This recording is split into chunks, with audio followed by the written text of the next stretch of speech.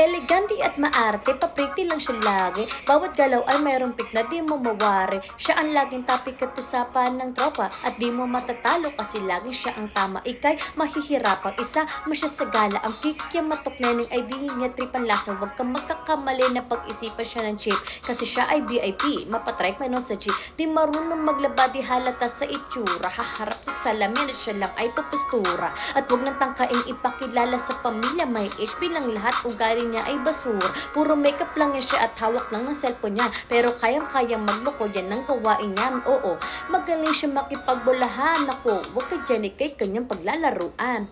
Malas mo lang kung nagkataon. Huwag ka dyan, yan ay patibong ng kaka-fake. Kaka-fake, kaka-fake. Pag natagpuan, malas mo naman. Huwag ka dyan, iwasan mo na yan. Isang kaka-fake, kaka-fake, kaka-fake, kaka-fake.